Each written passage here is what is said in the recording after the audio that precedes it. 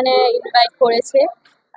মনে first time কোনো businessman এরকমভাবে আমাদের ইনভাইট করছে।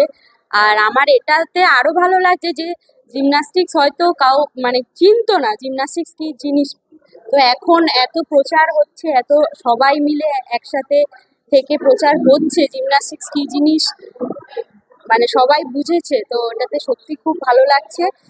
এখন সেটাই যেটা বললো যে খেলাটাকে সেকেন্ডারি না, খেলাটাকে মুখ্য করার জন্য সেটা করা উচিত। তাতে শরীরও ভালো থাকে, মনও ভালো থাকে, আর দেশের নামও উজ্জ্বল হয়। এখন ইন্টার রেল আছে আমার মার্চের। আমি যেহেতু রেলে জব করি, তো আমার রেল মিট আছে। আর বাইরে বাইরে এখন কিছু নেই। তো কি বলবেন? আমি সর্বপ্রথম বলবো আজের ইন্টারন্যাশনাল ওমেন্স ডেকে সব নারীকে আমার শুভেচ্ছা। আহ, আহ, খুব ভালো লাগছে আমার এখানে এসে।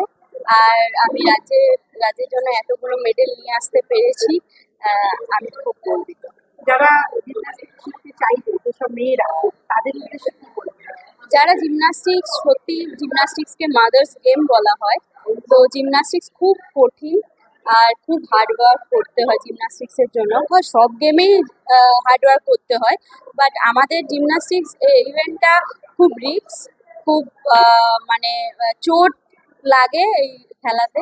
তো সেই জন্য ছোট থেকে শুরু করতে বলে। তো বাচ্চা মেয়েরা শুরু করলে নিশ্চয়ই আমাদের মতন তার ডেডিকেশন থাকলে নিশ্চয়ই আমাদের জায়গায় পৌঁছাতে পারবে। আর আমি আপকামিং বাচ্চাদের all the best of luck ফিউচারের জন্য।